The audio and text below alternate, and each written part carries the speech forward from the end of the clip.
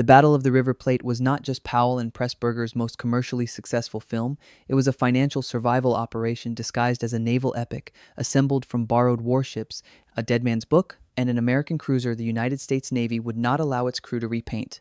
Made by two men who were already, without knowing it, making the last film they would ever make together. We are digging into the wreckage of the Battle of the River Plate with 18 secrets the studio tried to bury, secrets locked inside production manager correspondence, out-of-print memoirs, Admiralty cooperation records, Kind Weekly trade filings, and the specific, deliberate omission from the finished film of a suicide that everyone on the production knew about and chose not to show. The human architecture of the Battle of the River Plate rests entirely on a 143-page paperback published in 1940 by Cherry Tree Books at 1 shilling. I Was Grafspie's Prisoner was written by Captain Patrick Dove, master of the tanker MV Africa Shell, who had been captured by the Grafspie in the Mozambique Channel on November 15, 1939, and spent 3 weeks aboard as Langsdorff's personal guest before surviving the battle as a prisoner watching the British shells arrive. The book was out of print by 1954, when Emeric Pressburger was handed a copy at a drinks reception during the Argentine Film Festival in Buenos Aires, passed by a British naval officer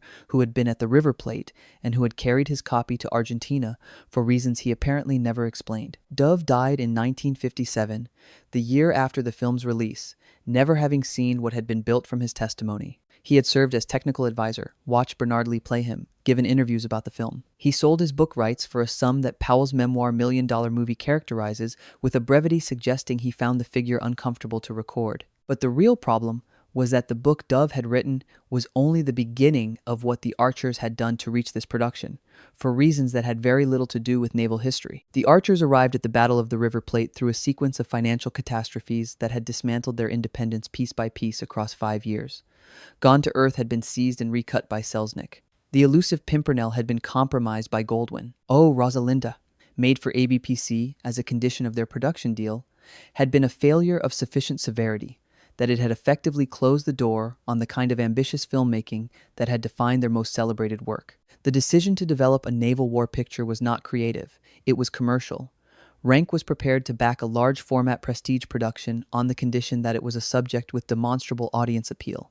Powell accepted the terms. The film he made inside those terms was better than the terms deserved, which is perhaps the most accurate measure of what he and Pressburger had always been capable of. This is exactly why every production decision that followed carried the specific pressure of men who understood they could not afford another failure. The origin of the project in the 1954 Argentine Festival is documented in Powell's Million Dollar Movie and in BFI production correspondence, and it is, in retrospect, one of the more poignant pieces of creative biography in British cinema. Powell and Pressburger could not justify the expense of Buenos Aires without coming back with something they could develop. The discovery of Dove's book at a reception was the accident that gave them the story's human dimension, without which the battle itself, ships, not people, had no emotional purchase. What neither man could have calculated was that the film they brought back from Buenos Aires would be the last they made together under the Archers' banner. The Battle of the River Plate opened in October 1956 as the Royal Film Performance. Ill Met by Moonlight, which followed immediately in 1957, was produced not as an Archers film, but under the alternative credit of Vega Films, a technical distinction reflecting the partnership's dissolution in practice before it was acknowledged formally. The Archers credit appeared for the last time in the opening of the Battle of the River Plate. Nobody watching the royal premiere knew they were seeing the end of it. The British war film tradition in 1956 had developed a consistent approach to German military figures, cartoon villains, or the exceptional Germans, the decent ones whose presence made British victory feel generously earned. Powell and Pressburger's approach was different from both templates, traceable directly to the historical record of Hans Langsdorff's conduct documented in Dove's book and in Admiralty files. Langsdorff had not killed a single merchant sailor during the Graf Spie's entire raiding mission. He had treated captured officers as personal guests. He had, the night before the battle, warned Dove that action was imminent and apologized for the danger his prisoner would face. The film presents Langsdorff, as played by Peter Finch, without irony, without qualification, without the apologetic structure the British war film had developed to make German decency cinematically permissible. He is simply a man who behaved well. The film does not find this remarkable. That refusal was, in 1956, a genuinely radical position. But the real problem was the historical fact the film chose not to show. The fact that made Langsdorff's decency its most complicated and most honest argument. The film depicts Langsdorff after the Graf Spie's scuttling as subdued and quietly dignified, bidding farewell to British officers who have respected him throughout. What it does not depict is what happened on the night of December 1939, in a Buenos Aires naval hotel. Langsdorff lay down on the battle ensign of the Admiral Graf Spee and shot himself through the head. He left letters stating that, having gone down with his ship in the only sense available to him, he could face death without reproach. He was buried in Buenos Aires with full naval honors, attended by officers from both sides of the battle. Powell and Pressburger, working from Admiralty records documenting all of this, chose to end the film before Langsdorff's death. The choice was not censorship compliance.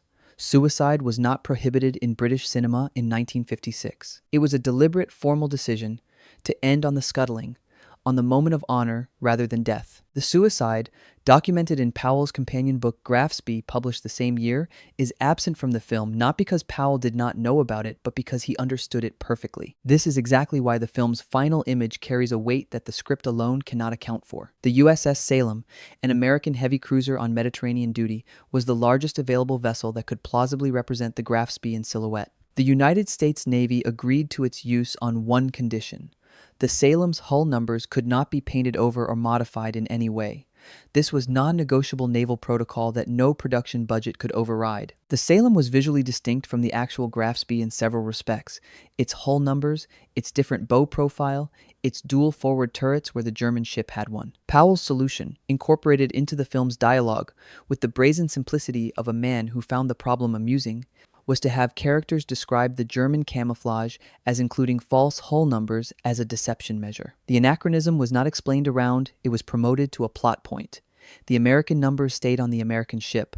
The audience was told the Germans had put them there. The production's naval cooperation arrangements, documented in Kind Weekly's trade coverage, represented an operational feat the budget could not have replicated conventionally. Production manager John Brabourne, whose family connections to the British naval establishment ran deeper than any formal arrangement could have manufactured, secured Royal Navy vessels already conducting Mediterranean exercises. Cinematographer Chris Challis, working with VistaVision cameras so heavy that repositioning required a dedicated crew, shot the Royal Navy sequences in what the trade press characterized as very tight time slots, with virtually no preparation. Windows created by exercise schedules of ships that had not been hired, could not be redirected, and would not wait. The three navies whose vessels appear in the film contributed what they contributed because they happened to be where they happened to be, and Powell had arranged to be there too. The decision to shoot VistaVision was Rank's requirement, not Powell's preference. He accepted it and turned it into a formal argument. The vast horizontal frame, which other directors used for landscape spectacle, became in his hands an expression of naval warfare's specific spatial reality. The enormous distances between ships, the smallness of human figures on decks, the relationship between oceanic immensity, and the intimacy of decisions made on its surface. Challis, shooting with immovable cameras under severe time constraints, developed a visual approach built on long lenses and patient framing. Kind Weekly's trade coverage praised the production for its efficiency under these conditions, a professional acknowledgement that what had been achieved with borrowed ships, tight schedules, and a format that made everything harder was technically remarkable. The praise was for efficiency. The achievement was closer to improvisation elevated to art. But the real problem was that Challis's extraordinary work was being produced for a partnership that was already, in all but formal acknowledgement, finished. When Rank sold American distribution rights, the distributor, retitling the film Pursuit of the Graf Spee, removed 13 minutes without consultation with Powell or Pressburger. The cuts targeted the diplomatic sequences in Montevideo, the sustained, precise depiction of how international law, misinformation, and institutional pressure combined to force Langsdorff's hand. The distributor judged these insufficiently dramatic for American audiences unfamiliar with British procedural storytelling. What was removed was precisely the film's most sophisticated argument, that the battle's outcome was determined not by naval gunnery, but by invisible diplomatic machinery, and that a man of honor operating inside that machinery was as trapped as any prisoner. The 117-minute American version was a better action picture than the 130-minute British cut. It was a worse film in every way that mattered. Among the uncredited actors in the Battle of the River Plate were two men whose careers would reshape British cinema. John Schlesinger, who would direct Darling in 1965 and win the Academy Award for Midnight Cowboy in 1969, appears in early sequences as a minor German naval officer. Anthony Newley, who became one of post-war Britain's most idiosyncratic performer-composers, has a single scene as a radio operator. Neither is credited. Neither, according to any surviving production document, received any direction of note. The film, marking the professional ending of the Archers, simultaneously provided the screen debuts of two men who would define what came after them in British cinema. In 1956, the same year the film opened, Powell published Grafspy, a companion volume issued by Hodder and Stoughton, retitled Death in the Atlantic for America. It contained the full account of Langsdorff's suicide, the complete diplomatic record of the Montevideo negotiations reconstructed from Admiralty files, and the specific details of the German crew's Argentine internment that the film's running time had not accommodated. It was the film's director publishing, independently, the material his film had chosen to leave out, an acknowledgement, in the form of a separate commercial product, that the story told on screen was partial, and that its partiality was a decision rather than a limitation. The book has been out of print for most of the decades since. The film has remained available. The gap between them is the most honest measure of what the Battle of the River Plate chose to be. The selection of the Battle of the River Plate as the 1956 Royal Film Performance confirmed the film as patriotic spectacle, a celebration of British naval achievement whose prestige warranted the presence of the monarchy. What it made essentially impossible to discuss in the institutional context of a royal premiere was the film's actual argument, that the most honorable man in the story wore the Iron Cross. The Rank Circuit released the film over Christmas in a double bill with Albert Lamourisse's The Red Balloon, a pairing whose accidental juxtaposition put a film about adult institutional loyalty alongside a film about a child's uncomplicated attachment to something beautiful. Both received U certificates. The Red Balloon has never left the cultural consciousness of the children who saw it that Christmas. The Battle of the River Plate has spent 67 years being described as Powell and Pressburger's least characteristic work. There was no press release, no formal announcement, no statement from either Powell or Pressburger about the dissolution of a partnership that had produced 14 films across 14 years.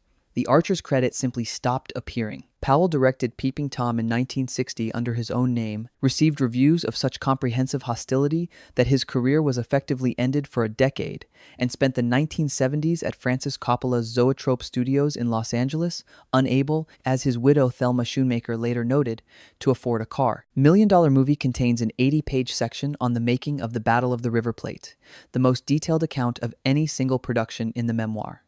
A reviewer noted it was too long and too detailed. He was probably right. He was missing the point that Powell was not writing film history.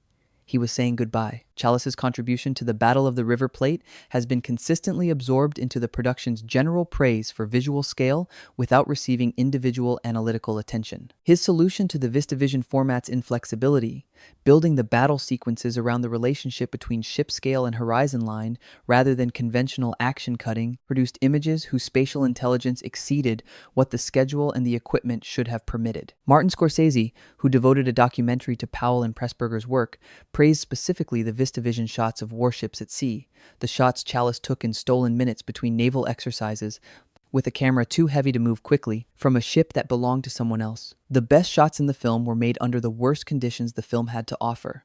This too is characteristic of the Archers. It is characteristic of everything they ever made.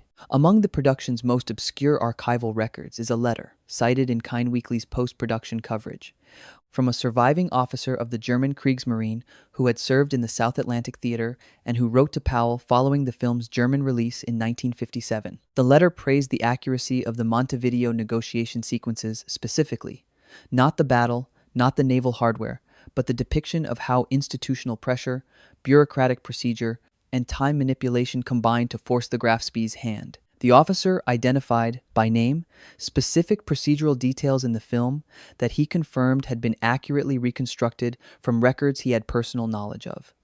Powell kept the letter. It appears in the correspondence files at the BFI. It is not mentioned in any published account of the film's reception in Germany. This is exactly why the diplomatic sequences the American distributor removed were not dramatic padding but the production's most rigorously researched achievement. Peter Finch's preparation for the role of Langsdorff was more methodical than the production's publicity materials suggested at the time. Finch, working through a contact at the German embassy in London, obtained access to personal correspondence written by Langsdorff during the Grafspy's raiding mission, letters to his wife that had been preserved by the German Naval Archive and were not publicly available. The specific material Finch extracted from this correspondence, Langsdorff's habit of describing the emotional rather than operational dimension of difficult decisions, his tendency to frame moral arguments in domestic rather than military terms, informed the particular register of interiority that distinguishes his performance from every other portrayal of a German officer in a British war film of the period.